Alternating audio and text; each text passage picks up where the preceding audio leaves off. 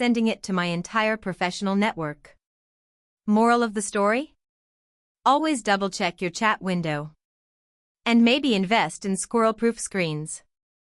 If you enjoyed the video, don't forget to leave a like and subscribe to the channel. It helps the content grow and motivates me to create even more great videos. Turn on notifications so you don't miss any new uploads. By the way, I'm curious, when do you usually watch my videos? While working, studying, or just relaxing at home? Let me know in the comments, I'd love to hear from you. Thank you for your support. TIFU by taking my girlfriend to a family reunion and accidentally exposing my double life. I wish this was fake. I really do. But unfortunately, my life has turned into a live-action soap opera and I am the idiot main character. For some context, I, 27M, have been dating my girlfriend, Hannah, 26F, for about a year and a half. She's amazing, smart, hilarious, and way out of my league. We met at a friend's game night and instantly clicked. She's met my roommates, a couple of my coworkers, and a handful of friends. But she had never met my extended family, mostly because I kept stalling. Not because I didn't want her to, but because my family is complicated. I have 2 families. Yes, 2 actual families. Let me explain. My parents divorced when I was 6, but neither ever told me the full truth. Turns out, my dad cheated on my mom with his now wife, and my mom moved across the state to basically erase him from her life. I lived with her full-time and only saw my dad occasionally during summer. I didn't learn the cheating part until I was a teenager. Anyway, my mom eventually remarried and had 2 more kids with her new husband, and my dad had a kid with his mistress now wife. Neither side liked talking about the other, so I grew up navigating this awkward Cold War between families. But here's the catch, I somehow got it in my head that it was easier to keep these parts of my life entirely separate. Like, it became second nature. So when Hannah asked about my family, I gave her the clean version. I grew up mostly with my mom, and I had a couple half-siblings. I didn't mention that I had 2 sets of half-siblings, or that I split holidays like a divorced parent, running from one house to the other. Now, cue the disaster. A few weeks ago, my dad told me they were planning a big family reunion at a lakeside cabin. It was going to be a full weekend, barbecue, kayaking, games, the whole deal. He really wanted me to come, and he specifically said, "Bring your girlfriend. We'd love to meet her." I figured it was finally time. Hannah had been asking when she'd meet my family, and I thought this would be perfect. So I told her we were going to a reunion. What I didn't do was explain who would be there. The cabin was about 2 hours away, and we had a great drive up of music, car snacks, everything chill. When we pulled up, she was excited, nervous, adorable. I was excited too, and also slightly nauseous. Because deep down, I knew I should have explained things better. The first red flag was when my dad greeted us and said, "It's so great to finally meet you, Hannah. We've heard so much about you." Then he turned to me and added, "Your mom's inside with the potato salad." I froze. Hannah smiled and said, "Wait, your mom's here? I thought you said this was your dad's side of the family." She wasn't wrong. That's what I had told her. Panic. I mumbled something about, "Oh, they get along now," and guided her inside, praying she wouldn't catch on. But of course, this was a full family reunion. Everyone was there. My dad. His wife. My mom. Her husband.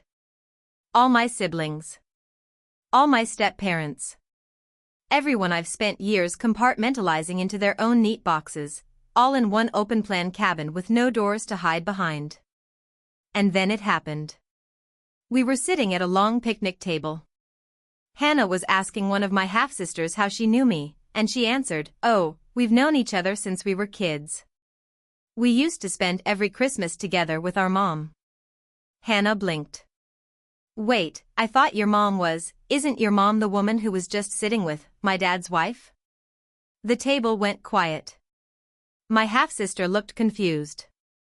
"No, that's our stepmom. My mom is the one with the curly hair, by the fire pit." I could feel Hannah turning to look at me.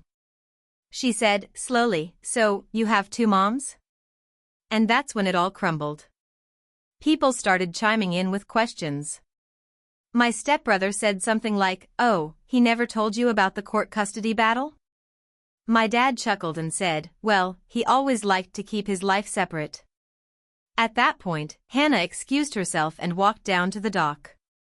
I followed her. She wasn't angry, just deeply, deeply confused. She asked why I never told her about my family dynamic. I told her it was complicated. That it was easier. That I never meant to lie, just cure it. She didn't say much after that. Just that she needed to process. But the universe wasn't done screwing with me yet. That night, after some beers and a very tense dinner, people started pulling out the karaoke machine. In a moment of awful timing, someone queued up a song my dad used to sing to my mom in the 90s. They sang it. Together. In front of everyone. My dad's current wife didn't look thrilled. Then, because fate is cruel, my mom, maybe out of wine-fueled nostalgia or maybe just chaos, decided to tell the story of how she met my dad. Including the part where he cheated. In front of his current wife. And all the kids. And Hannah. I was sitting on the couch internally begging for death. By the time the night was over, Hannah had pieced everything together, the cheating, the kids, the half-siblings, the fact that I had basically lied by omission for a year and a half. She went to bed early and didn't say much more. We drove home in silence the next day. She said she needed space to think about everything. I told her I understood. That was 2 weeks ago. She's not responding to my messages. I don't blame her. So yeah. I introduced my girlfriend to both sides of my family at once, unintentionally exposed a decades-long cheating scandal, and might have torched the best relationship I've ever had. TIFU hard. TIFU by becoming a hero and immediately ruining my life. So this happened about 6 months ago, but the fallout is still going strong. I live in a mid-sized city in the Midwest, and my apartment complex is right next to a pretty busy intersection. One night around 11 p.m., I was sitting on my balcony smoking and scrolling Reddit when I heard the screech of tires, a crash, and then shouting. I looked down and saw that a small sedan had slammed into a light pole. Smoke was coming out of the hood and someone was slumped over the wheel. I panicked for like 3 seconds, then adrenaline kicked in. I grabbed my phone and ran downstairs. I'm not a particularly brave guy. I work IT from home and my idea of danger is letting my PC run updates without supervision, but I couldn't just sit there. I sprinted across the street while dialing 911. By the time I reached the car, the engine was smoking heavily and I could hear a faint groaning from the driver. The door was jammed. I used a chunk of concrete from the sidewalk to bash in the window, unbuckled the driver, a guy maybe mid-30s, blood on his face, and dragged him out. Literally 30 seconds after I got him 10 feet away, the engine burst into flames. Full-on movie style. It was terrifying. Paramedics came. Cops came. They took statements. The driver had a pulse but was unconscious. One officer patted me on the back and said, "You probably saved his life." I was buzzing with adrenaline, felt like a goddamn superhero. Didn't even mind the glass in my forearms. Anyway, they took the guy to the hospital and I went home and shook for like 2 hours. Here's where the real foo begins. 2 days later, I get a call from a local news station. Turns out the cop who was first on scene mentioned me in a press briefing. Someone pulled security footage from a nearby gas station showing me dragging the guy from the car. Suddenly, I'm local hero saves man from fiery crash. I get interviewed. My dumb face is all over the news for a week. I got free sandwiches from the deli near my building. Random people high-fived me on the street. Then I get a call from a lawyer. The man I pulled out of the car? He's suing me. Apparently, in the process of dragging him out, I tore a ligament in his shoulder and maybe fractured something in his back. According to the lawsuit, I used excessive force without medical training and caused permanent damage. I thought it was a prank at first. It wasn't. His lawyer claims that I should have waited for emergency responders and that my actions, while well-meaning, were reckless. Now remember, the car was literally on fire. Waiting was not an option. Still, the lawsuit was real. And here's where it gets worse. I call a lawyer, who tells me that while Good Samaritan laws exist, they vary by state, and in ours, there's a clause about unreasonable conduct in aid, which is vague as hell. So yeah, it could go either way. While I'm dealing with this, my job catches wind of the story. Initially, they were all wow, great job, but once the lawsuit came out, HR called me in. Apparently, there's a clause in our conduct agreement that says employees can't be involved in any legal matter that could bring reputational risk to the company. I work for a cybersecurity firm with government contracts, so they're sensitive about image. I was suspended with pay while they reviewed the situation. Translation: they waited to see how bad it got. 2 weeks later, they let me go. Official reason: breach of conduct policy. I didn't even get severance. Now I'm jobless, paying a lawyer with money I don't really have, and being dragged through depositions for a guy who would have burned alive if I hadn't pulled him out. Here's a fun side note: turns out he was drunk. Blew a 0.14 at the hospital. But his lawyer argues that doesn't change the fact that I injured him. The DA declined to press charges because he was technically suffering enough, i.e., the crash and injuries, and the guy is from a family with money and local connections. So yeah. Public opinion swung hard. At first everyone was on my side, but once the lawsuit hit, the tone changed.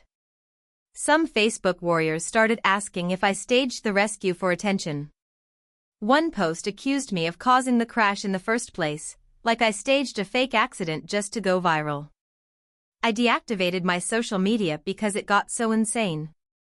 I thought maybe I'd get a GoFundMe or some community support, but apparently, when you're a hero for more than 48 hours, people get bored or suspicious. And the final cherry? I got a call from my landlord. He said some tenants were uncomfortable living near me because of the lawsuit and media attention, and he wouldn't be renewing my lease. He gave me 60 days to find a new place. So, to summarize, I saved a man's life, got sued by him, lost my job, became a PR nightmare, and am now about to be homeless. I still have occasional nightmares about the crash. But more often, I dream that I just stayed on the balcony that night, watching it all unfold with my headphones in. Smoking. Scrolling Reddit. Letting someone else be the hero. TIFU by accidentally submitting my browser history to my professor instead of my research paper, so this happened last semester, and I'm just now far enough removed to talk about it without immediately dying of embarrassment. For context, I'm a senior majoring in psychology, and I was taking a notoriously difficult seminar called Cognitive Behavioral Neuroscience. The professor, Dr. Feldman, is sharp, no nonsense, and runs his class like he's training Navy SEALs for academia. Missing one assignment drops your grade by a whole letter. Missing two? Don't bother showing up again. Naturally, I was terrified of this man.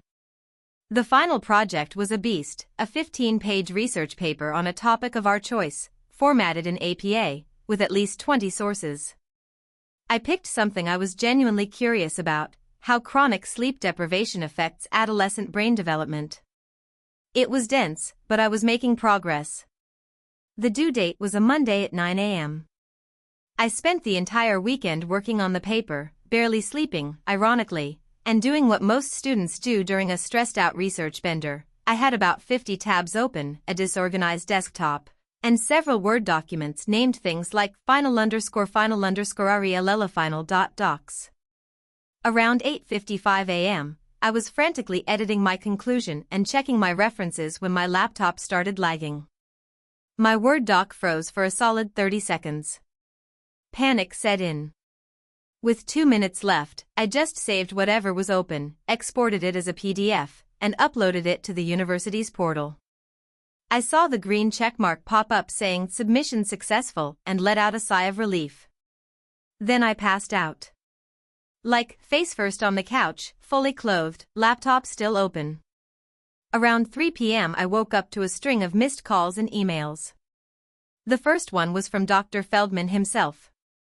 The subject line: "Wrong file submitted." I felt my stomach invert. I clicked the message.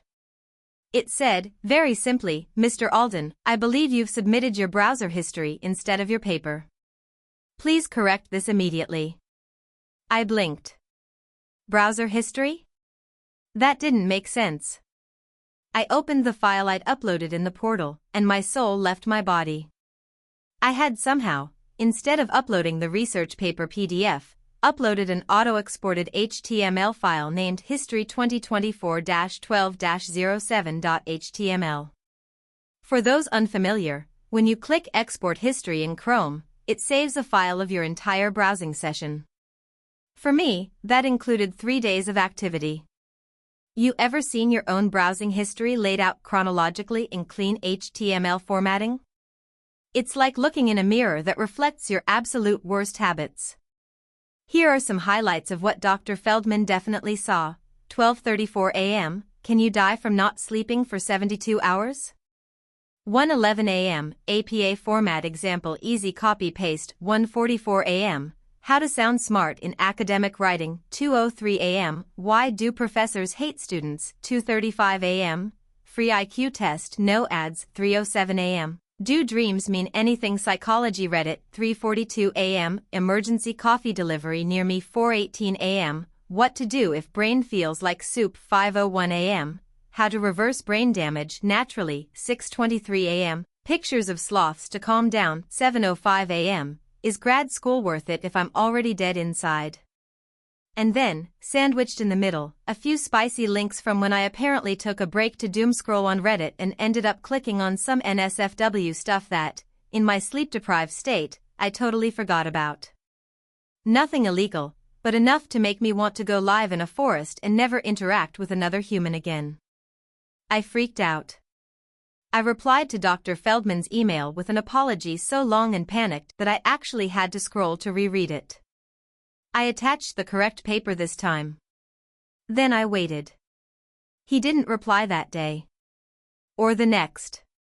On Wednesday, I showed up to class convinced my GPA was about to be euthanized.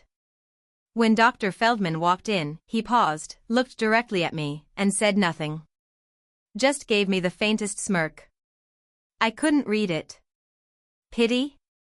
Judgment? Amusement? All three?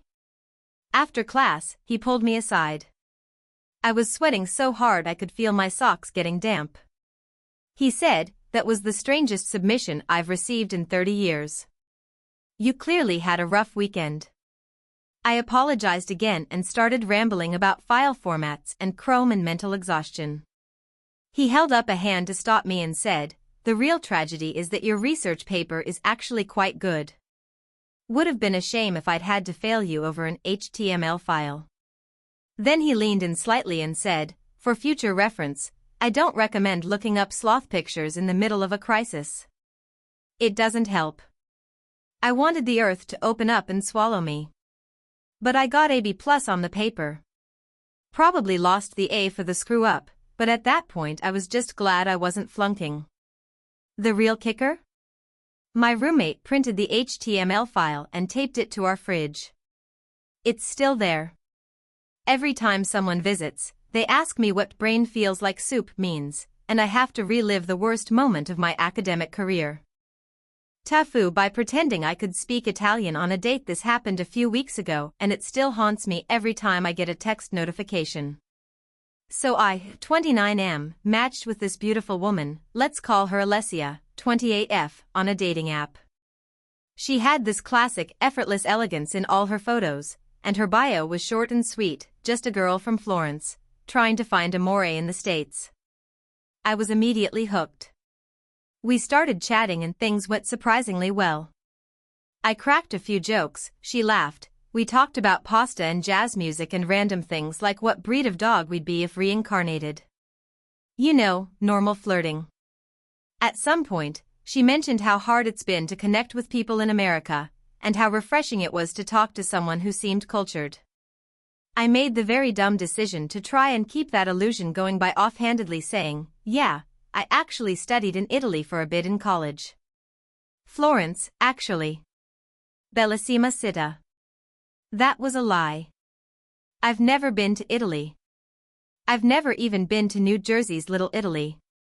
She lit up. Davvero? Parli Italiano? I should have come clean right there. Should have said, "Actually no, I just know like 3 phrases and watched Luca on Disney+." But my stupid lizard brain panicked and before I knew it, I was typing "Sì, certo. Non lo parlo perfettamente, ma lo capisco abbastanza bene." Google Translate. Instant regret. She was so excited. Finalmente. Qualcuno con cui posso parlar. Now at this point, I was waist deep in a fantasy I couldn't escape. I figured I'd just keep using Google Translate to get by. Maybe we'd go on 1 or 2 dates, have a few laughs, and if I ghosted her later, it wouldn't be that bad, right? Wrong. Date night arrives. I clean my apartment like I'm expecting a visit from the Pope, wear my nicest shirt, which admittedly still has a questionable mustard stain near the cuff, and pick a cute little Italian bistro in the city that has actual candles on the table. I get there early. My leg is bouncing like I've had 5 espresso shots. Then she walks in. She looked like the cover of a magazine. Her hair in a loose bun, a red dress that somehow wasn't trying too hard, and this graceful way of moving that made me feel like an absolute ogre. She hugged me, * 2 kisses on the cheek, * real European style, and started speaking Italian. Fluently. Rapidly. Beautifully. My brain short-circuited. Now, I've watched a few YouTube videos on Italian pronunciation, but what came out of my mouth next was the equivalent of if a goat tried to speak French through a kazoo. I said, "Sono molto felice spaghetti." Her smile froze. Spaghetti? I panicked again and tried to save it with a laugh, like it was an inside joke. "Aha, sì, sai scherzo." Haha. She gave a polite smile, but I saw the doubt in her eyes. The waiter came over and I basically begged him with my soul to speak English. Thankfully, he did. But Alessia? No, she kept switching between Italian and English. I could tell she was trying to be kind, but she kept asking me these questions in Italian that I could barely understand even with context clues. At one point, she leaned forward and asked, "Cosa ti ha portato a Firenze?" I blanked. I remembered Firenze meant Florence. Okay. She's asking why I went to Florence. So I said, "La pizza mi ha portato?" She stared at me. I tried again. Mi piace. Michelangelo? She raised an eyebrow. You said you studied there. Where? I blurted out, Università della Pasta? She blinked. Did you just say you studied at the University of Pasta? Yes. No. Wait, no, I didn't mean. At this point, the jig was up. She leaned back in her chair, crossed her arms, and sighed. You don't speak Italian. I admitted everything. The fake study abroad, the Google Translate messages, the panic, the fact that I thought it would be harmless. She just stared at me for a second, then looked around like she was trying to figure out whether to be mad or amused. Then she laughed. Like, really laughed. She said, "You are a complete idiot. But a charming one." She finished her wine in one graceful sip and added, "But also, what the hell, man?" Fair. The date didn't end there, surprisingly. We kept talking, and after I was honest, it actually got a lot better. She appreciated the effort in a weird way, though she told me I'd used up my one stupid man lie for the year. We even split a tiramisu and talked about our real lives. Turns out, she came to the US to study architecture and had just landed a job at a design firm.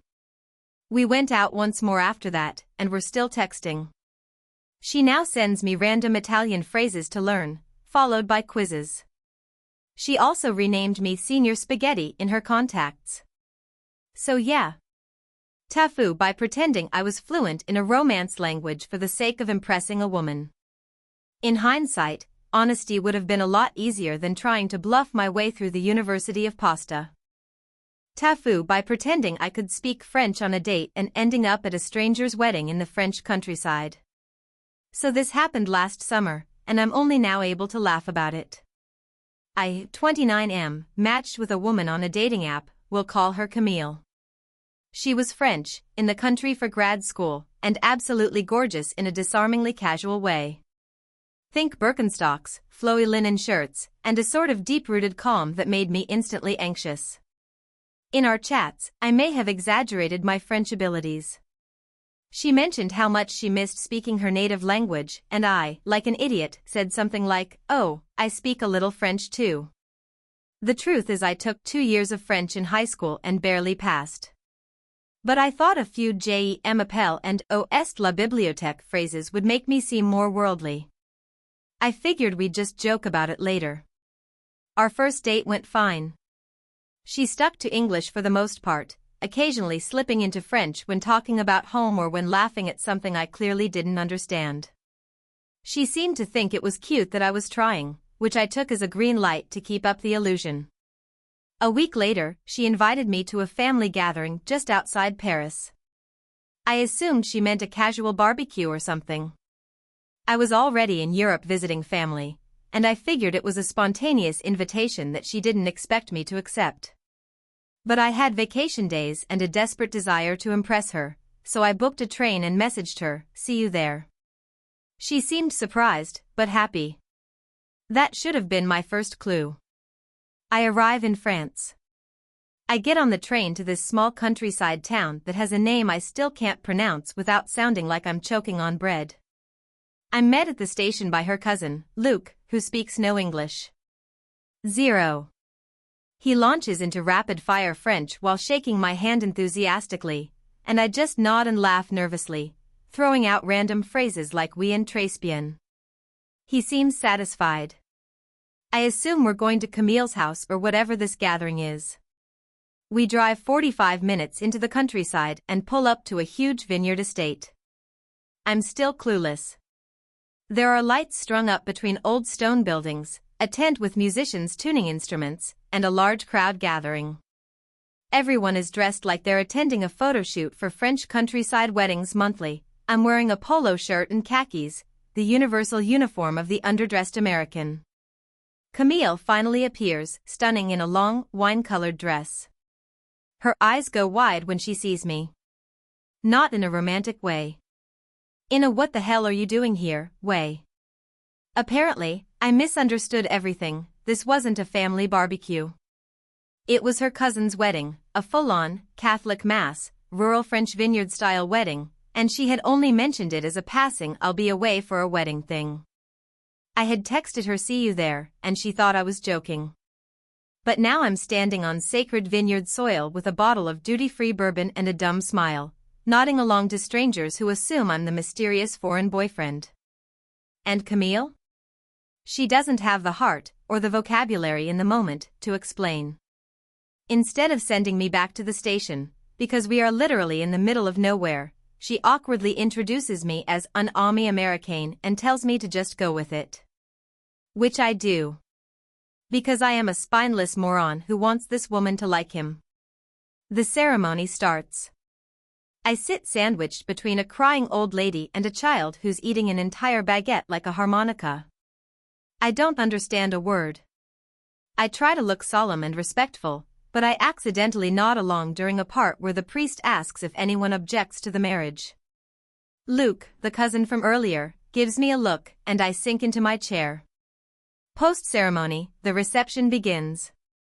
I figure I'll just blend into the crowd, maybe sneak out early, and catch the first train back to Paris in the morning. No such luck. Turns out, Luke and the groom's brother both think I'm hilarious and charming, mostly because I keep butchering French phrases and they assume it's intentional. I get handed a glass of wine. Then another. Then a third. I don't even like wine, but I'm too afraid to offend anyone. I end up slightly drunk, trying to teach French kids how to floss dance while some accordion band plays what I think is a folk remix of Call Me Maybe. The real disaster comes during dinner. Everyone is giving speeches. Camille stands up and says something about family and love, and then someone taps me on the shoulder and gestures toward the microphone. I shake my head. They insist. Apparently, someone told them I was her special guest from America, and now I'm expected to give a toast. I panic. I walk up to the mic and, in front of 100+ French strangers, I start with, "Bonsoir. Je suis le petit ami de Camille." There's a long silence. Some chuckles. Camille looks like she might spontaneously combust. I continue, still in butchered French, but quickly switch to English and make up some story about how love transcends language and how honored I am to be at Luke's magnificent wedding. Except I accidentally refer to Luke as the bride. People laugh again, but it's clearly not going the way I think it is. I finish with a loud, slurred "merci beaucoup" and raise my glass. Silence. Then a smattering of polite applause. I return to my seat and Camille whispers, "We need to talk later." We do. That night, under fairy lights and the increasingly aggressive sounds of French karaoke, she tells me I really need to stop pretending to be something I'm not. She's not mad, more bewildered.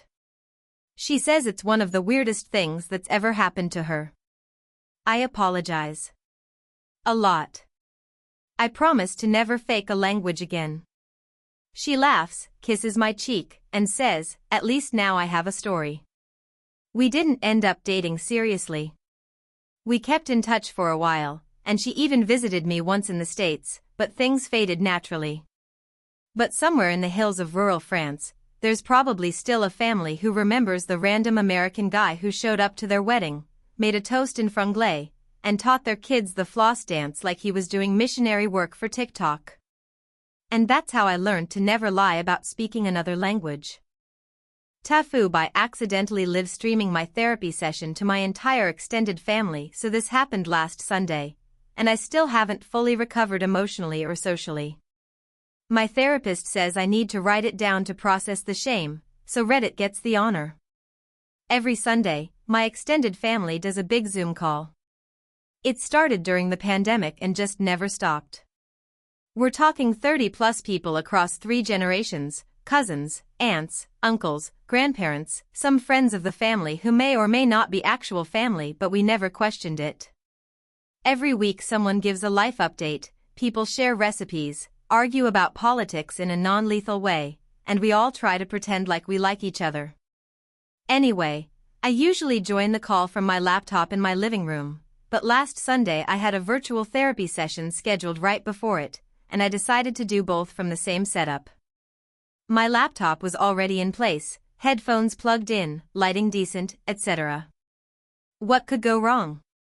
My therapy sessions are through a different platform, some HIPAA-compliant thing with a name that sounds like a diet app.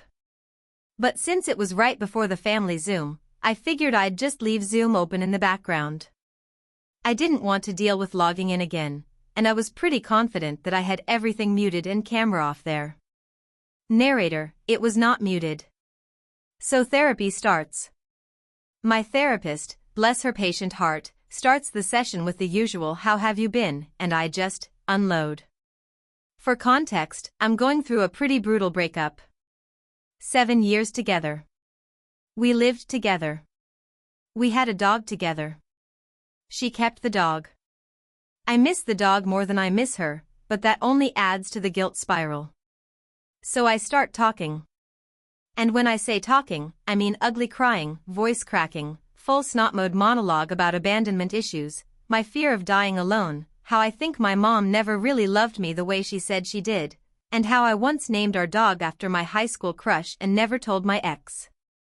About 15 minutes in, my therapist gently asks, "Hey, do you hear that? Sounds like other voices?" I stop, wipe my face, and then I hear it too. So if you slice the eggplant thin enough, it cooks faster. That's my Aunt Marcy. Talking about lasagna. I Alt-tab. Zoom is open. Camera on. Microphone, very much live. I have, for 15 straight minutes, live-streamed the most soul-exposing therapy session of my life to my entire extended family. I stare at the screen, horrified. There are 23 tiny boxes of stunned relatives, all just watching me melt down. My grandma has her hand over her mouth like she just watched someone get hit by a bus. My Uncle Pete is mid-sip of a beer, frozen in place. One of my younger cousins is in the chat typing WTF, and another one just typed, "Is this performance art?" I try to mute myself, but in my panic I hit share screen instead. Now everyone can see my therapy platform, complete with a side note I'd written before the session that just says, "Confront fear of being fundamentally unlovable." I finally managed to shut it all down: Zoom, therapy, my computer, my soul. I immediately crawl into bed and bury myself under a weighted blanket, where I contemplate whether I have the courage to become a forest hermit. Within 10 minutes, my phone starts blowing up. First a text from my cousin, "Dude, are you okay?" Then my mom calls. I ignore it. Then she texts, "You should have told me you felt that way." Great. Now I've opened Pandora's box of repressed generational emotions. Aunts start texting. A few cousins send "I love you" messages, which would be sweet if I didn't also know one of them screen recorded it, just in case it went viral. And then, my ex texts me. "So, the dog?" Apparently, someone had forwarded the Zoom link to her at some point because she used to be part of these calls. I don't even know how. I didn't even get to the worst parts of what I was going to say about her, but she definitely heard enough to feel, quote, like a misunderstood villain in an indie movie. Now it's Tuesday. I've received 2 edible arrangements, one from a cousin who never speaks and another from someone who I think is my great-aunt's neighbor.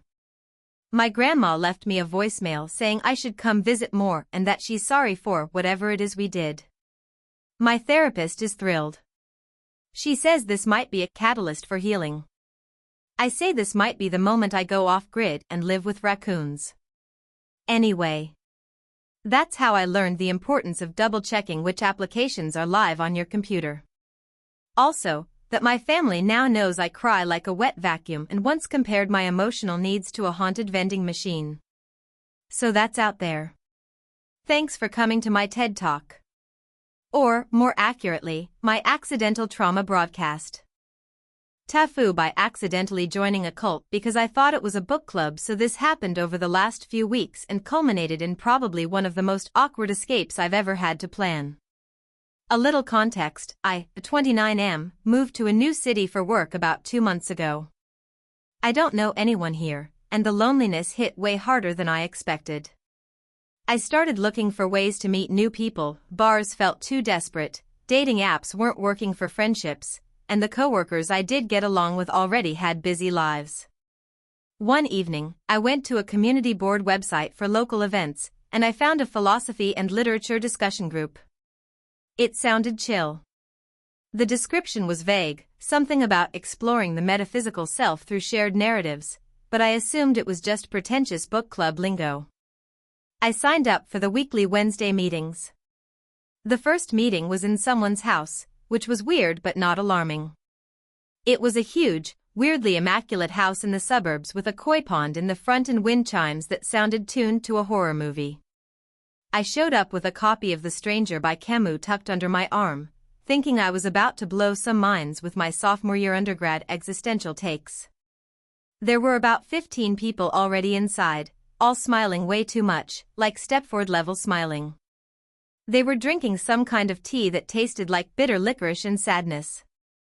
I asked what book we were discussing, and a woman in her 50s named Mother Yari said, "Tonight we explore the Book of Circles." I thought it was some niche spiritual text, like the Prophet or something. I figured I'd wing it. The session started with a group chant. I nervously mumbled through it, hoping it was just some weird icebreaker.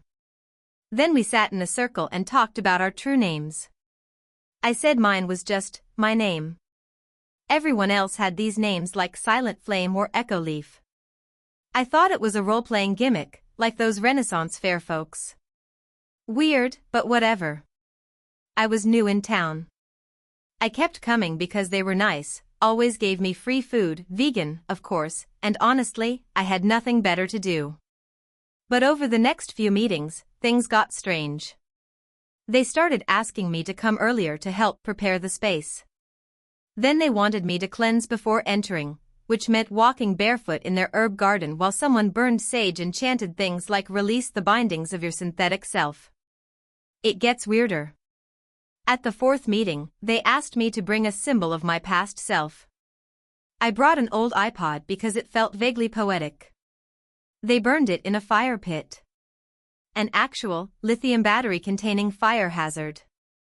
I'm lucky I didn't die of smoke inhalation. Everyone clapped as it melted. I laughed nervously, and someone whispered, "He is almost ready." At this point, my alarm bells were ringing like a fire drill. But I'm a chronic people-pleaser, so I kept going.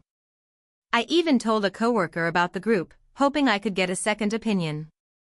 He just stared at me for a full 10 seconds and then said, "Dude, that sounds like a cult." I googled cult warning signs. Yeah. They checked almost every box. Isolation? They discouraged me from visiting home. Special language? Everything was the path, the vessel, or the silence. Leader worship? They had a dude named Father Aeon who Skyped in from what they called the heart space, which appeared to be a yurt somewhere in the desert. At the sixth meeting, they told me I'd been chosen for the third gate. I asked what that meant, and they said, "You'll feel it in your marrow." Then they handed me a robe. A robe, like full-on off-white linen with a golden belt. I made up some excuse about having food poisoning and left early. The next day, 3 of them showed up at my apartment to guide me through the preparation. I lied and said I had to fly back home for a family emergency. They offered to come with me. I panicked and said it was a private spiritual journey. They nodded, told me the vessel honors your growth, and left a jar of fermented root tea at my door. That night, I called my older sister in a panic. She's a lawyer, pragmatic as hell, and her immediate reaction was, "You're getting the hell out of there now." She helped me find a temporary sublet and even flew in to help me move my stuff in one night. The final straw? While we were packing up, Someone rang the doorbell. My sister opened it, and a man in a tunic handed her a scroll. An actual scroll. Inside was a departure blessing written in calligraphy and a dried lily pressed into the parchment.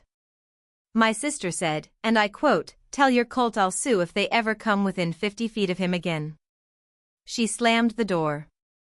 I've never loved her more. I moved across the city and changed my number. So far, no mysterious robes have shown up at my new place.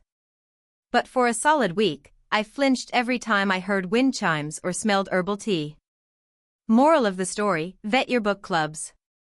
Don't ignore the red flags just because they come with free hummus. Hey, friends! If you enjoy this content, don't forget to like the video and share your thoughts in the comments. We really want to know what you like and what can be improved. What do you think of the video? Are there any topics you'd like to see in future videos? Your feedback really helps us get better. Thanks for being with us. TIFU by taking my girlfriend on a surprise vacation to the place her ex proposed. So, this happened a few weeks ago, and the fallout is just now starting to subside, but it's been an emotional tsunami. I, who 28M, have been with my girlfriend, Kayla, 27F, for about 2 years. Things have been great. She's smart, funny, and way out of my league in every department. I'm talking someone you'd expect to see on a travel blog, not on my IKEA-furnished couch watching Netflix and eating pizza. Now, Kayla's past is mostly off-limits. She's been open about a couple of bad relationships, and I respect her boundaries. I knew she was engaged before, but she never liked talking about it. All I really knew was it ended badly, and she hadn't spoken to the guy in years. So fast forward to March. Kayla had a brutal quarter at work. She was pulling 60-hour weeks, dealing with a nightmare boss, and generally burning out. I figured I'd do something nice. We'd never gone on a big trip together, and she always talked about how she missed the ocean. I started planning a surprise vacation for her birthday in April.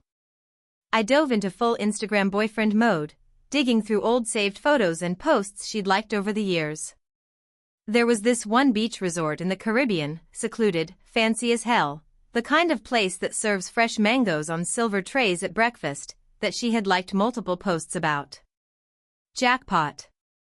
I booked 5 nights, pulled some strings at work to take time off, and even arranged for her to get surprise time off approved through her best friend who works at the same company. Everything was set. The reveal went amazing. I handed her a custom puzzle I had made that spelled out the location, and when she solved it, she lit up like a Christmas tree. She cried a little. I felt like a damn hero. For once, I nailed something romantic without screwing up the details. We flew out on a Sunday. The resort was everything I hoped: private bungalow, infinity pool, open bar, the works. First 2 days were pure bliss. Kayla was smiling more than I'd seen in months. We snorkeled, drank fruity cocktails, made love under mosquito nets. It was perfect. Until Tuesday morning. We were walking back from breakfast when she suddenly stopped dead on the trail leading to our bungalow. I asked what was wrong. She stared ahead, pale as a ghost. I followed her gaze and saw a little wooden gazebo with white drapes fluttering in the breeze. She whispered, "Oh my God. I think that's it." I was confused. "That's what?" She looked at me with a mix of panic and disbelief. "That's where he proposed." Cue the mental record scratch. Apparently, this resort was the place. Her ex had taken her there for what she thought was a spontaneous vacation. On the second night, under that same damn gazebo, he got down on one knee and proposed. She said yes at the time, obviously. The engagement fell apart 6 months later when she found out he had been cheating on her with a coworker. She didn't even remember the name of the resort when she saw the booking confirmation. Said it sounded familiar, but thought she was just imagining it. I felt like the ground had opened up beneath me. She sat on the porch for hours, just staring out at the ocean. I tried to give her space, brought her a drink, told her we could leave early. She said she didn't want to ruin the trip, but things were different after that. She wasn't angry at me, not really. I had no idea. But I could see her retreating behind her eyes. She smiled less, avoided the gazebo path, and flinched when staff asked if we were celebrating anything special. We ended up cutting the trip a day short. On the flight home, she was quiet. I tried to talk, to apologize again, to explain that I just wanted to make her happy. She held my hand, but it felt different, like a friend comforting another friend, not a girlfriend holding her boyfriend's hand. The worst part? I found the ring in her sock drawer 2 weeks later. The engagement ring. She never sold it. She said she forgot it was there, but I could tell it was a lie. We're working through it. Therapy's been mentioned, but not booked. I think she's trying to reconcile that the best trip she's had in years accidentally brought her back to the worst heartbreak she's ever experienced. I can't believe I accidentally recreated her ex's proposal vacation down to the damn gazebo. I thought I was being clever and romantic. Instead, I basically did the emotional equivalent of proposing to someone with their ex's old ring. There's no fixing this with flowers or chocolates. Sometimes the universe just decides to throw you into the world's worst rom-com plot twist, and all you can do is ride it out and hope you both make it to the credits. I still love her. I'm just scared this might be the thing that quietly ends us. TIFU by accidentally starting a neighborhood war over a duck. Let me preface this by saying I don't usually get involved in drama. I'm a 34-year-old guy who works remotely, mostly keeps to himself, and genuinely believed I had a good relationship with all my neighbors. That was until I met Duck Norris. Duck Norris is, or was, a Muscovy duck with a ridiculous red face and an even more ridiculous attitude. He just showed up one day in early spring, strutting through our cul-de-sac like he owned it. No one really knew where he came from. Some said he belonged to the Johnsons 3 houses down, others claimed he was a rescue from the local animal sanctuary, but no one took responsibility. The mystery just added to his legend. At first, Duck Norris was hilarious. He'd waddle up to your porch like he was delivering news, squawk dramatically, then move on. Kids loved him, and adults mostly found him endearing. He had a thing for standing directly in front of car tires, as if daring people to challenge him.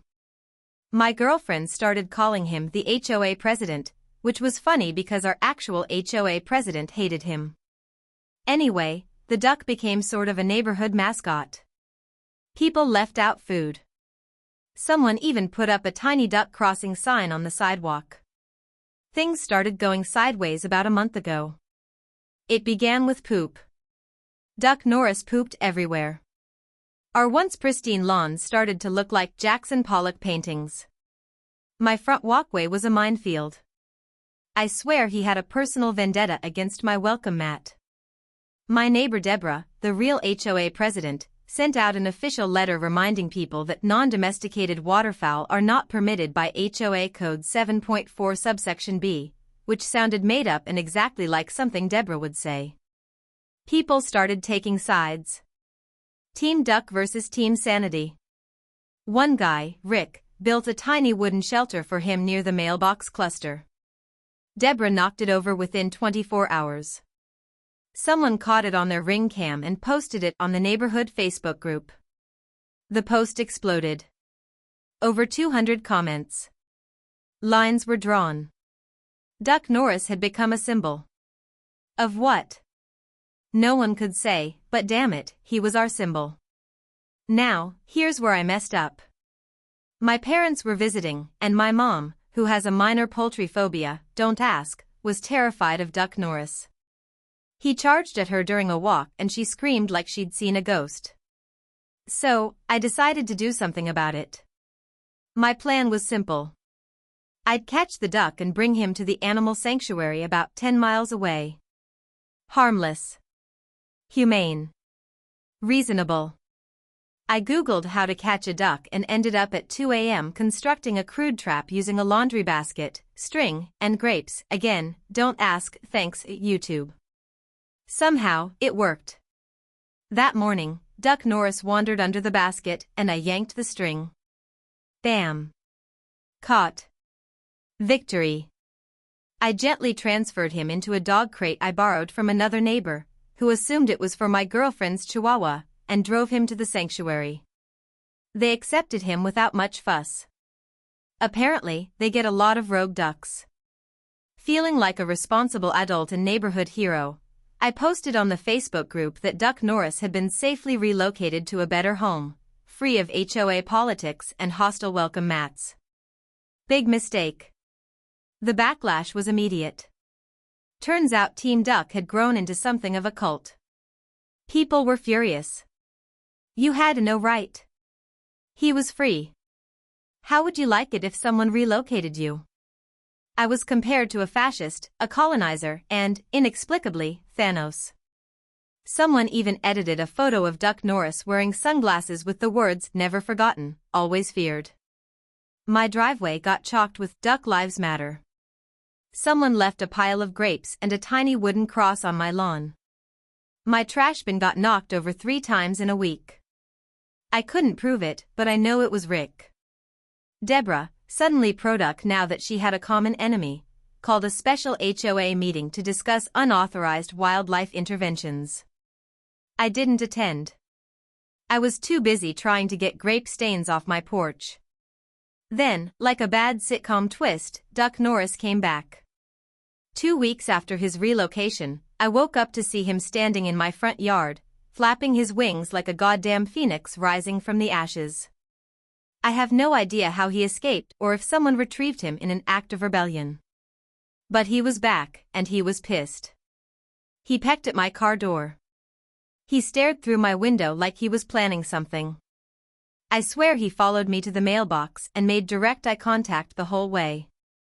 The neighborhood went nuts. People were cheering in the streets. Someone brought a boombox and played the Rocky theme. A kid wore a shirt that said "Return of the Quack." I gave up. Duck Norris reigns again. I apologized on Facebook, was banned from the next HOA potluck, and someone mailed me a glitter bomb shaped like an egg. The duck now sleeps in the birdbath in front of Deborah's house. I think she's too scared to shoo him away. Rick added LED lights to the duck crossing sign. I've accepted that this is my life now. Moral of the story? Never mess with a duck that has more community support than your city councilman. TIFU by accidentally embarrassing myself in front of my boss, his wife, and an entire group of important clients at a fancy dinner. So, a little background, I've been working at this company for about 2 years, and while I'm not exactly in the top tier, I do pretty well for myself. I'm usually pretty careful about making a good impression, especially when it comes to clients or superiors. I have a solid rapport with my boss, John, who's a no-nonsense kind of guy, but also really cool once you get to know him. Anyway, this all started last week when John invited me to a dinner he was hosting for a group of high-profile clients. He had told me it was a formal dinner, and that he wanted me to come along because I'd been doing a great job recently and he thought it would be good for me to network. Of course, I said yes, this was a huge opportunity. The event was at this high-end restaurant downtown, the kind of place where the waiters wear tuxedos and you feel like you need to apologize for not knowing which fork to use. I had no idea what to expect, but I was pretty excited and a little nervous. When I arrived, I walked into the private dining room, and immediately I felt out of place. It was a beautiful, dark wood-paneled room, with a massive chandelier hanging from the ceiling. The table was set with sparkling crystal glasses, gleaming silverware, and plates that looked more like works of art than something you'd eat off of. John was there, looking sharp in a tailored suit, standing next to his wife, Karen. John greeted me with a handshake and introduced me to the clients, who all seemed very important. There were 5 of them, all dressed to the nines and talking business in a way that made me feel like I was listening to a foreign language. Karen, John's wife, was also incredibly charming. She was laughing and talking to the clients as if she'd known them for years. I tried to fit in, but all I could think about was how much I didn't belong there. So, the dinner started. I was seated next to one of the clients, a guy named Greg, who was an older man with a thick accent. He was telling me about his company and asking me questions about my job, and I was trying my best to keep the conversation going. But the whole time, I kept glancing around the room, feeling like I was under a microscope. Everything was going fine until the main course was served.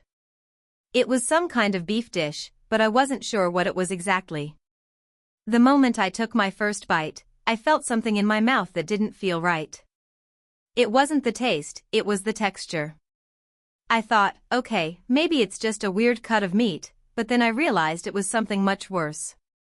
I looked down at my plate and saw a long, dark hair tangled around my steak. My stomach dropped. I immediately knew what had happened. I'd bitten into a hair.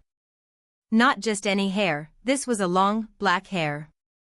It wasn't mine, and it wasn't anyone at the tables. It had to have come from the kitchen.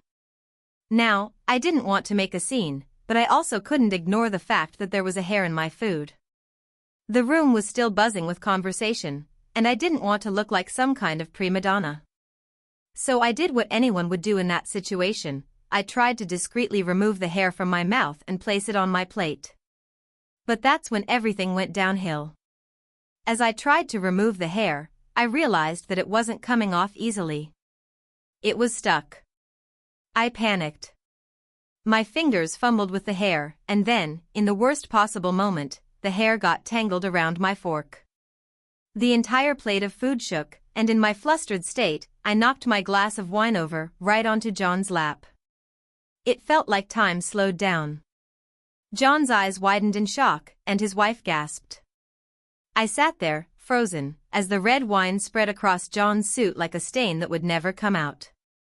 Oh my God, I'm so sorry, I stammered, reaching for napkins, but all I could do was smear the wine further into his pants. I looked around at the clients, who were now staring at me in a stunned silence.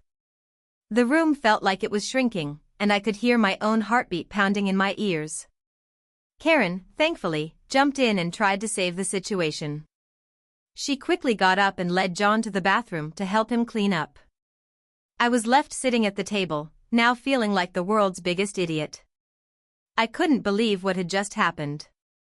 After what felt like an eternity, John and Karen returned, and I was half expecting to be fired on the spot or at least told to leave.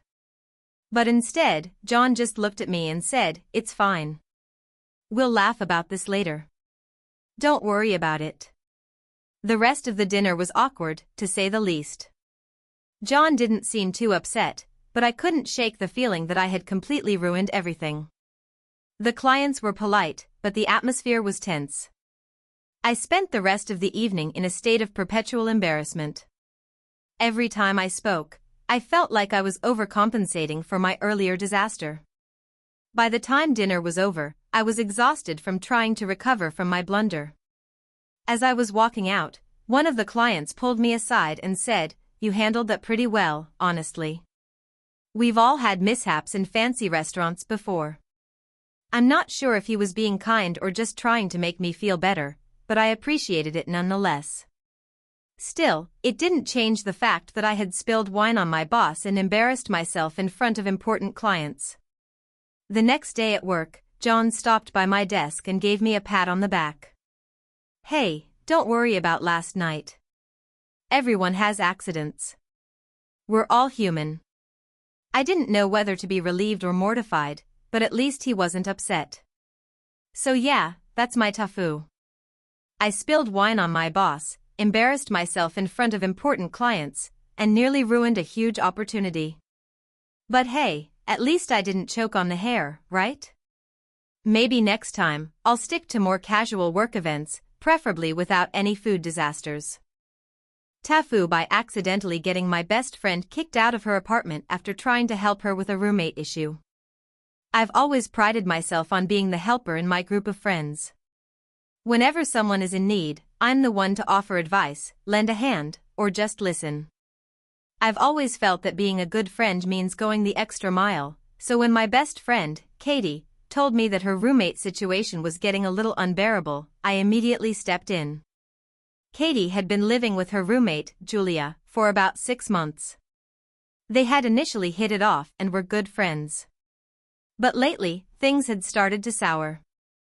Katie complained that Julia had become increasingly messy, leaving dishes piled up, clothes scattered everywhere, and food in the fridge that had begun to grow things that I can only describe as experimental. It didn't help that Julia had also been staying up late, playing loud music and inviting people over at odd hours. Katie tried to talk to her about it, but every conversation ended in an argument or Julia brushing it off as nothing. Katie was frustrated, but she didn't want to cause any drama or risk damaging their friendship, so she came to me for advice. Now, here's where I should have just stayed out of it. I should have listened, given my usual "yeah, that sucks" response, and then offered some practical advice like talk to her again or consider moving out if it gets worse. But no, I decided that I was going to fix everything. After a few days of listening to Katie vent, I convinced her that the best way to handle this situation was to approach Julia head-on. But not just with a simple, "Hey, could you clean up after yourself?" No, I wanted to get to the root of the problem. I suggested a group meeting with all three of us. A sit-down where we could air grievances, share concerns, and hopefully come to some kind of understanding. I told Katie that if we really laid everything out on the table, Julia would have no choice but to see how unreasonable her behavior had been. Katie was reluctant at first, but I assured her that everything would be fine and that I'd handle it. It'd be like an intervention, but for cleanliness and respect in shared living spaces. The day of the meeting arrived. I showed up at Katie's apartment about an hour before the scheduled time to get everything set up. I made sure there were drinks and snacks to make the whole thing feel less confrontational. I wanted Julia to feel comfortable, even though I was already mentally preparing myself to unleash some harsh truths. I wasn't planning on holding back. In fact, I was a little too pumped up about fixing the problem.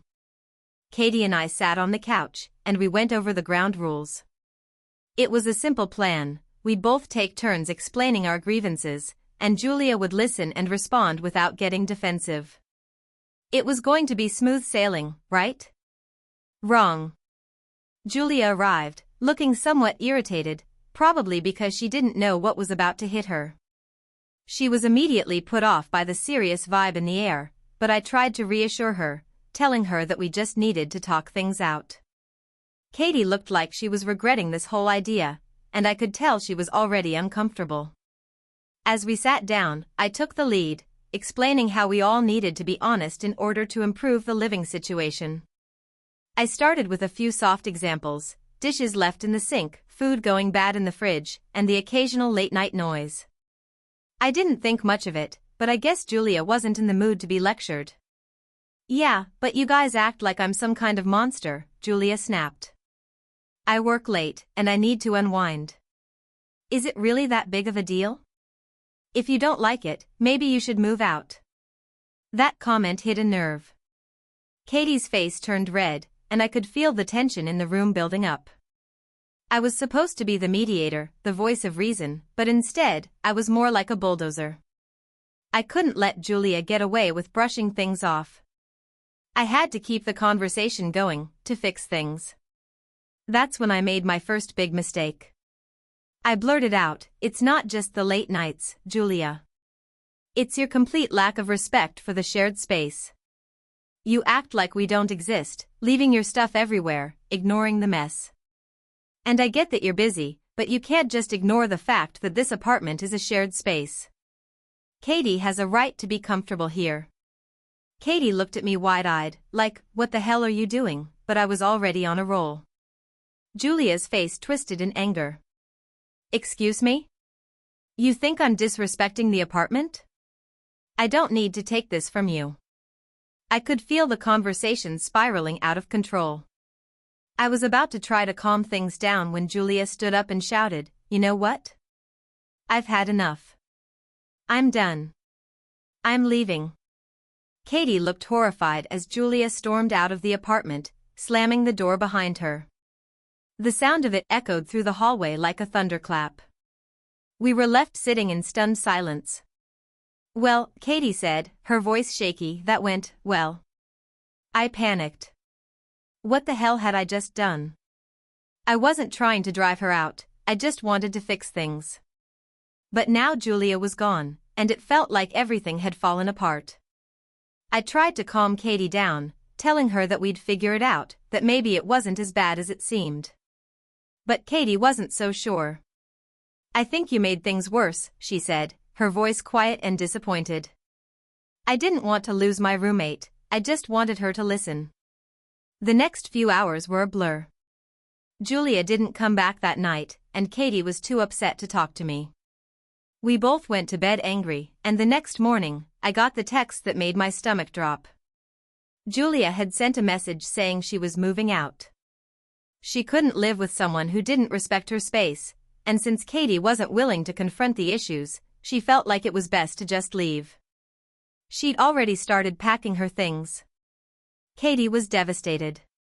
She felt like she had failed to keep the peace, and I felt like a complete idiot. I tried to text Julia, apologize, and beg her to come back, but it was too late. The damage had been done. Julia was gone, and the apartment now felt empty. Katie decided to move out too, unable to stay in the same place without her friend. We both learned a valuable lesson that day. Sometimes, you just need to stay out of other people's business, especially when you think you're helping. My attempt to fix the problem didn't just ruin their living situation, it cost Katie her roommate and a friendship. And that, Reddit, is how I accidentally got my best friend's roommate kicked out of her apartment. Moral of the story: don't try to be the mediator when you have no idea what you're doing. TIFU by getting too drunk at my sister's wedding and causing a huge scene, embarrassing myself and my whole family. Let me preface this by saying, I'm not usually a heavy drinker. I'll have a beer or two at parties, maybe a glass of wine at dinner, but I never let it get out of hand. But there's something about weddings that just gets me. Maybe it's the joy in the air, maybe it's the celebration, or maybe it's the fact that I'm really good at pretending I'm in the mood for one or two drinks, when I actually want to drink my body weight in champagne and tequila. Well, I went a little too far this time. It all started at my sister's wedding, which was supposed to be the best day of her life. My family was so excited. My sister had been planning her dream wedding for over a year, and everything was falling into place perfectly. The ceremony was beautiful. The reception was even more amazing: beautiful flowers, a gorgeous venue, amazing food, and a DJ who had every guest on the dance floor. There was a bar, naturally, and I had already had a couple drinks before the reception even started. As the evening went on, I started feeling a bit more relaxed. By the time the speeches were over, and it was time for the dancing, I had already knocked back a few more drinks than I probably should have. But hey, the music was great, the mood was light, and everyone was having fun. I figured, why not join in? At some point, my cousin, who's a bit of a troublemaker himself, handed me a shot of tequila. Normally, I wouldn't have touched tequila, but he gave me this look, like, come on, it's your sister's wedding. Do it for the fun. I took the shot, and that's where everything started going downhill. I don't remember exactly how many more shots I had after that, but the number was definitely not small. I was dancing like an idiot, shouting over the music, and honestly feeling like the life of the party. But things started getting blurry, and at some point, I realized that I was way more drunk than I should have been. I remember trying to have a conversation with my mom, but she just looked at me with this concerned expression, which, looking back, should have been my first red flag. Around 9 p.m., the evening took a drastic turn for the worse. I found myself standing in the middle of the dance floor, trying to get my sister's attention.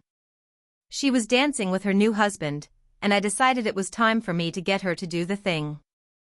The thing was a family tradition where we would all dance together for a song at weddings, and I thought it would be hilarious if I dragged her out of her first dance and made her join the rest of us. I started yelling her name, probably way too loudly, and waving my arms like a lunatic. She looked at me, her face a mixture of confusion and annoyance, but I kept shouting.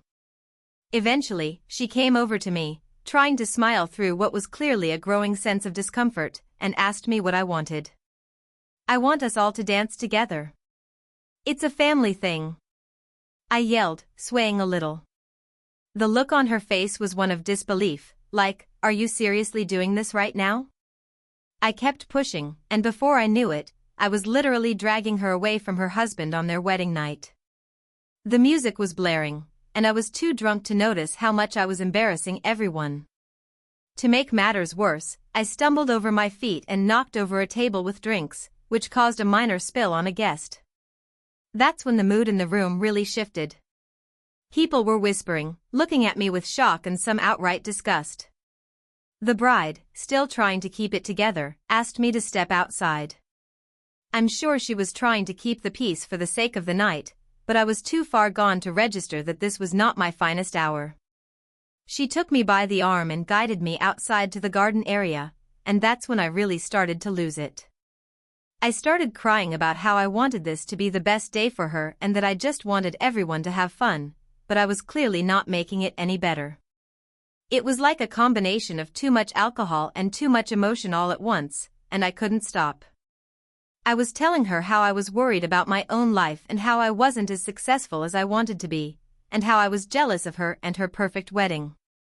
Yeah, not my best moment. She tried to calm me down, but she was clearly frustrated and didn't know how to deal with me. Somehow, after what felt like an eternity, my cousin came to find me. I'm not sure if he had seen what had happened or if he just figured I'd be in a state of complete emotional chaos by then, but he managed to convince me to stop making a scene and get myself together. It wasn't easy. I was a mess, both emotionally and physically. At some point, I think I just needed someone to tell me that everything would be okay, but I kept spiraling. Eventually, I managed to pull myself together, but it was clear I had made a huge spectacle of myself. I was embarrassed. I was humiliated. And my sister, who had been so excited for her wedding day, was visibly upset. When I went back inside, I tried to make amends by apologizing to the guests, my sister, and even my brother-in-law. I know I hurt the mood of the entire reception, and the looks people were giving me made it clear that I wasn't exactly the life of the party anymore. The rest of the night was a blur, but I remember one thing for sure: I left early, feeling like the worst human being on earth. The next morning, I woke up with the worst hangover of my life, not only from the alcohol but from the shame of my actions. My sister texted me to let me know she still loved me but that I needed to be careful with my drinking in the future. She told me that her wedding was supposed to be a celebration, and I had ruined a part of it for her. I don't know if I'll ever truly live down what happened that night, but it's definitely a story I'll never forget. I think the worst part was not the drunken antics themselves, but how I let my emotions take over and ruin a day that was supposed to be about my sister's happiness. If you ever find yourself at a wedding, please, for the love of God, remember that you're there to celebrate someone else, not to be the star of the show. So yeah, TIFU by getting too drunk at my sister's wedding and making an absolute fool of myself. Please learn from my mistakes and don't be that person. Don't ruin someone else's big day for the sake of your own bad decisions. So, it all started a few weeks ago when my girlfriend and I celebrated our 1-year anniversary. We had a great time going out, but I wanted to do something special for her on the weekend, just the two of us. I decided that I would cook her dinner at home. Now, let me preface this by saying I have never cooked anything more complicated than scrambled eggs, and that was only after Googling how to do it properly. But I thought, how hard could it be? It's just dinner. I went online and searched for a simple, yet impressive recipe. I found a recipe for a chicken parmesan that seemed foolproof. It looked like the kind of thing you'd see in a cooking show, where everything is chopped perfectly and the chef's fingers never touch anything that could cause a disaster. The recipe was filled with phrases like easy, quick, and only a few ingredients, which is exactly what I wanted to hear. I decided to go all in and even bought a fancy bottle of wine to make the night feel more romantic. The first step was easy enough, breading the chicken. Simple enough, right? I seasoned it, dipped it in egg, then in breadcrumbs. But this was when I realized that my kitchen skills were far worse than I thought. I got breadcrumbs everywhere, on the counters, the floor, even my face. I thought, okay, no big deal. Just keep going. It's all part of the process. Then came the frying. The recipe said to heat oil in a pan and fry the chicken for 3 to 4 minutes on each side until golden brown. I carefully placed the chicken into the hot oil. At first, everything was fine, but then the oil started popping. It wasn't like a sizzle, it was more like someone was throwing firecrackers into the pan. I didn't know what to do, so I panicked and turned up the heat to try to get it to cook faster. I know, this is the part where I should have slowed down, but I wasn't thinking straight. The pan started smoking. And I mean really smoking. The entire kitchen began to smell like burnt oil and something vaguely reminiscent of a car tire. I turned the heat off in a panic and grabbed a wooden spoon to stir the chicken, because I thought it would help for some reason. But when I lifted the spoon, it was completely coated in hot oil, and as I frantically waved it in the air, oil splattered everywhere. Now I was in full-on panic mode. The oil was splattering everywhere, on the counter, on the stove, and even on the ceiling. The chicken wasn't cooking right, and the kitchen was a mess. To make matters worse, the smoke detector went off. It wasn't just a casual beep either. It was the loud, obnoxious kind that immediately sends your heart racing. I tried to wave a dish towel underneath it, but that just made the smoke spread more. I was choking on the fumes and trying to figure out how to turn off the smoke detector without calling the fire department, when I heard my girlfriend coming through the front door. She walks in, looks around, and immediately bursts out laughing. "What happened in here?" she says. "I was trying to make dinner," I say, sweat dripping down my face. She immediately takes control, opening all the windows and trying to clear the smoke out of the kitchen. In the meantime, I'm just standing there, covered in oil and flustered as she starts to tidy up. She tells me to go outside to cool off and take a breather while she fixes everything. She's honestly so sweet about it, which makes me feel even worse. Here's where things go really wrong. I step outside to the balcony to take a breather, thinking, okay, I'll just step out for a minute. The last thing I remember is hearing the click of the door as it shut behind me. I glance back and, in a slow-motion realization, I realize that the door is locked. I tried to turn the handle. Nothing. I tried to knock, but of course, there was no way she could hear me over the smoke detector. I banged on the door, but she was already in the kitchen, probably unaware that I had locked myself out. She wasn't coming back anytime soon, and I had no keys, no phone, and no way to get back in. I'm now standing outside, on my balcony, in nothing but a towel. Yes, a towel. I was so in a rush to get outside that I hadn't even grabbed anything to wear. Just the towel, and now I'm trapped. I pace back and forth, considering my options. I could try to climb down the building, but the sheer drop would likely turn me into a human pancake. I could try to call someone, but my phone was inside. I couldn't even call her to tell her that I was out here. I was completely stuck. After what felt like an eternity, I had a sudden moment of clarity. Wait, I have a neighbor. I thought. A guy in my building who is always willing to help with anything. So, I take a deep breath and, desperate, I knock on his door. He answers the door and immediately breaks into laughter when he sees me. Dude, what are you doing? I locked myself out. Can you help me get back inside? I ask. Sure, but why the towel? He laughs. I was cooking dinner, and then everything went wrong, and I thought I'd just step outside for a minute, and then I locked myself out and now I'm stuck out here. I explain, feeling my face turn bright red. He looks me up and down, shaking his head, and says, okay, buddy. I'll help you get back inside, but we have to make it quick before anyone sees you.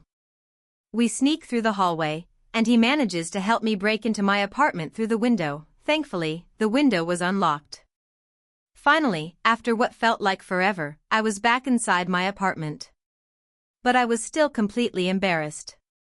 When I walked back into the kitchen, my girlfriend was sitting at the table, trying to save what was left of the chicken parmesan, which now looked more like charcoal slabs. She looked at me and, after a long pause, said, well, at least we have a funny story for later. I collapsed into a chair and realized that I had totally failed at my attempt to impress her. I'd burned the chicken, smoked out the kitchen, and even got locked out of my apartment naked. But somehow, she still found it hilarious. We ended up ordering pizza and watching a movie, and it was a great night, despite everything. So, yeah, TIFU by trying to cook dinner for my girlfriend and nearly setting the kitchen on fire, getting locked out of my apartment in a towel, and learning that I should probably stick to simpler tasks in the future. TLDR, tried to cook dinner for my girlfriend, set the kitchen on fire, locked myself out in a towel, and ended up ordering pizza. So, let me take you back to a week ago. It all started with a routine visit to my local pharmacy. I'm not the kind of person who takes any medication unless absolutely necessary. But a cold had been dragging on for a week, and my stuffy nose was becoming unbearable. So, I decided to get a simple over-the-counter decongestant, nothing too fancy, just something to clear my sinuses up for a while. The pharmacy was relatively quiet, with just a few other people in there, all quietly scanning the aisles. I walked straight to the aisle with the cold medicine, looking for the usual brand I always get. But as I'm scanning the shelves, I noticed a new product that caught my eye. It was a natural remedy, with a fancy label and bright green packaging that screamed, "This will cure everything." I'd never seen it before, but it had a bunch of reviews posted on the box, with phrases like instant relief and packed with nature's goodness. Now, I'm not usually swayed by fancy marketing, but I was feeling desperate. The cold had gotten so bad that even breathing through my nose was becoming a challenge, so I grabbed the box and went to the checkout counter. The cashier seemed friendly enough. She smiled as I handed her my items, and we exchanged the usual small talk. She handed me my change, and I made my way home. I unpacked the medicine, read the instructions, and noticed that this natural remedy suggested I take 2 tablets every 6 hours. It also said it could be taken with food or without, so I decided I'd take it before dinner, just to get the most out of it. I wasn't sure if it would actually work, but I thought, why not? I swallowed the pills with some water, then sat down to my meal, expecting a minor improvement by the time I was done eating. About an hour later, things started to go downhill. It wasn't anything too dramatic at first, just a slight feeling of drowsiness. I brushed it off, thinking it might be because I hadn't eaten much earlier in the day. So, I sat on the couch, trying to distract myself with some TV. But as the evening wore on, the drowsiness became stronger, and my body began to feel heavy. My eyes were barely staying open, and I felt like I was in a fog. Now, I don't know about you, but I have this weird thing where I absolutely hate feeling like I'm losing control of my body. So I started to panic. I Googled the medicine's name, looking for any potential side effects that I hadn't noticed on the box. The search results weren't particularly helpful, but one of the first links was to an online forum where people shared their experiences with the same brand of medicine. One user had mentioned feeling groggy and out of it, but they didn't go into much detail. Another person mentioned feeling sleepy but assumed it was just because they took the medicine too late in the day. So, I thought, okay, it's just a side effect. It'll wear off. But it didn't. As the evening progressed, the grogginess turned into a full-blown haze. I felt like I was in some kind of fog, and it was hard to focus on anything. It wasn't even the typical drowsy feeling you get when you're just tired, it was something else. Like I was being sedated. The clock on the wall seemed to stretch on forever, and I had a hard time keeping my thoughts in line. By the time it was late, I knew something was really wrong. I stumbled to my bathroom, trying to wash my face to wake myself up. As I looked into the mirror, I noticed that my pupils were dilated, like really dilated. I couldn't even recognize myself. My heart started racing. I felt a surge of panic, and my breath started getting shallow. I thought to myself, okay, this is it. I'm going to end up in the ER or worse. I grabbed my phone and quickly Googled the symptoms I was feeling. Dilated pupils, dizziness, heavy drowsiness, racing heart. Every search result pointed toward one thing: overdose. That was enough to send me into full-on panic mode. I called my best friend, who happens to be a nurse, and frantically asked her what to do. She told me to immediately call poison control and let them know what I'd taken. The thing is, I didn't have the number saved in my phone. So, in my absolute state of panic, I ended up Googling it, while still in my stupor, and found the poison control number. I dialed it as quickly as I could and tried to explain the situation. The operator on the other end asked me what I had taken and how much. I told them it was a natural remedy for colds, and I'd followed the instructions, but I was starting to feel awful. They immediately told me to get to the hospital, now. Apparently, this medicine contained a higher dose of an ingredient that I'd never seen before in cold medications, something that could cause the severe side effects I was experiencing. They said it was likely an overdose and that I needed medical attention immediately. So, in my near-panicked state, I threw on some clothes, stumbled out the door, and made my way to the emergency room. I won't lie, I was freaking out the entire drive there, thinking I might pass out and wreck my car. I arrived at the ER, and they rushed me back to a room. The doctors and nurses quickly assessed my condition. They took my vitals, hooked me up to some monitors, and asked me to tell them everything I had taken. Once they figured out the issue, they gave me a dose of something to counteract the effects of the overdose. It took a few hours, but eventually, I started to feel better, much better. They kept me there for monitoring for the next few hours, and I was finally allowed to leave once I was stable. The doctor gave me a stern talking to about the dangers of self-medicating without fully understanding the ingredients in what I was taking. He said I got lucky that I called poison control when I did, and that if I had waited any longer, things could have gotten much worse. The next day, I contacted the pharmacy to see if they had received any reports of issues with the natural remedy I had taken.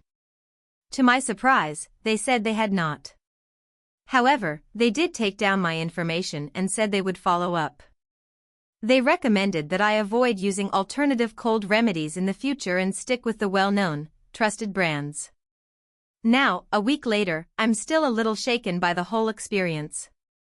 The cold cleared up on its own in the following days, but I can't get over how close I came to a serious health issue just by trusting a product that seemed too good to be true. So, lesson learned, always read the fine print, do your research, and never let desperation lead you to make impulse decisions when it comes to your health. I'm still kicking myself for not paying closer attention to the side effects on the box and for not being more careful with what I was putting in my body. And to everyone else, please be careful with what you take.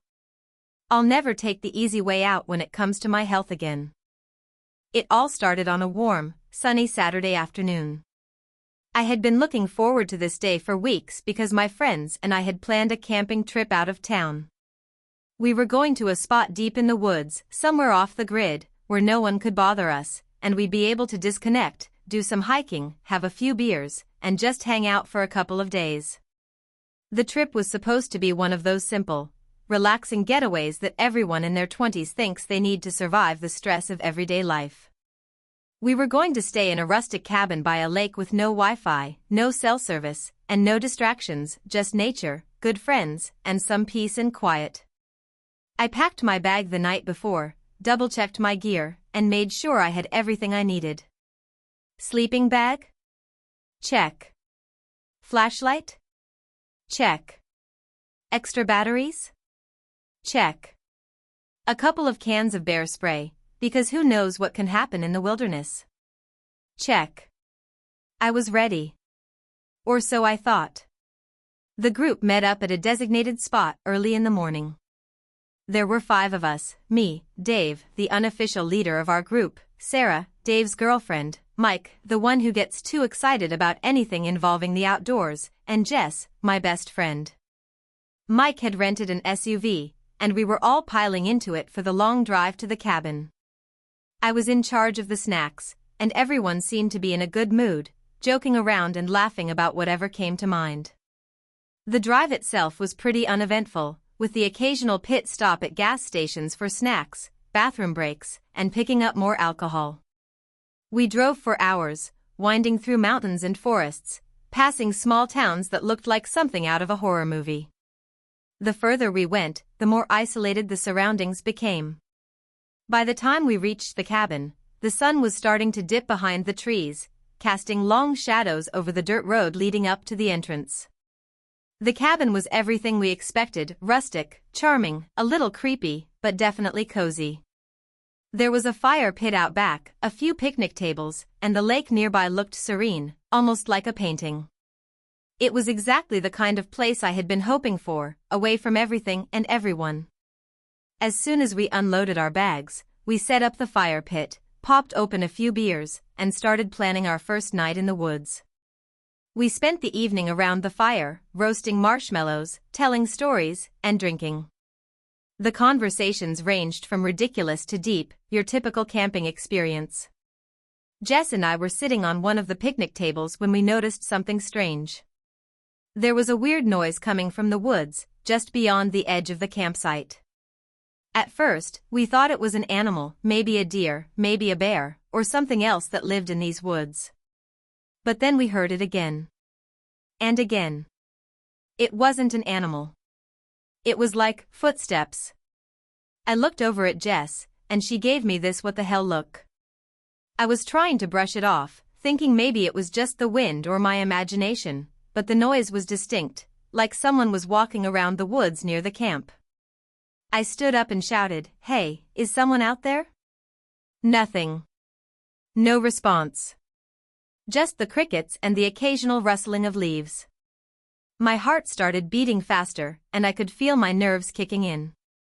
Jess noticed too and grabbed my arm, pulling me toward the fire. "Don't be dumb, let's just enjoy the night," she whispered, but I could tell she was just as freaked out as I was. I decided it was probably nothing, so I tried to relax. We kept talking and joking around, and after a while, I nearly forgot about the noise. That is, until we heard it again, closer this time. Louder. This time, Mike heard it too, and he was already standing up, ready to investigate. I thought it was a bad idea. The woods were pitch black at this point, and we were in the middle of nowhere. But Mike insisted, so we all grabbed flashlights and headed in the direction of the noise. We walked for about 10 minutes through the trees, the crunch of leaves and twigs underfoot, when we found it, a set of footprints. Fresh ones. Deep impressions in the soil, like someone had walked through just moments ago. But there was something off about them. They weren't human. At least, not entirely. The footprints were huge, and there was something almost unnatural about them. They were too large to belong to a person, but not quite the size of any animal track we knew. We followed them for another few minutes, but then I heard it, a loud crash, like something big had just barreled through the woods. Mike, being Mike, darted off ahead, following the noise. We tried calling after him, but he was already gone. Panic started to set in. Dave and Sarah tried to pull me back, but I couldn't help myself, I had to find Mike. We finally reached a clearing, and that's when we saw it. Mike, standing frozen, staring at something in the middle of the clearing. I swear, my blood ran cold. In the center of the clearing, there was a massive tree stump, and on top of it sat something unnatural. It was hard to describe at first. It was like a person, but much taller, covered in dirt and moss, with eyes that seemed to glow faintly in the dark. I don't know why, but I felt this overwhelming sense of dread wash over me. We tried to call Mike back, but he was fixated on it, just standing there, staring. Then, before we could react, the figure blinked, slowly, like it was taking its time. And then it started moving toward us. At that point, panic set in completely. We turned around and ran back to the cabin, but as we made our way back, it felt like something was following us. We got to the cabin, slammed the door shut, and locked every window and door. My hands were shaking, and my heart was pounding in my chest. We didn't sleep much that night. The footsteps, the figure, the eerie feeling, it was all too much. The next morning, we packed up and left. We didn't even bother with breakfast. No one said much during the drive home, and I don't think any of us ever really talked about what happened that night. I don't know what that thing was or if it was just some crazy figment of our imagination, but it's safe to say I'm never going back into those woods again. If anyone ever tells you to go camping in the middle of nowhere, just say no. Trust me. You'll thank me later. Thank you for watching until the end. If you enjoyed this video, don't forget to like and subscribe to the channel so you won't miss new videos. Also, leave a comment, I'd love to hear your thoughts. Your support and engagement mean a lot to me. See you in the next video.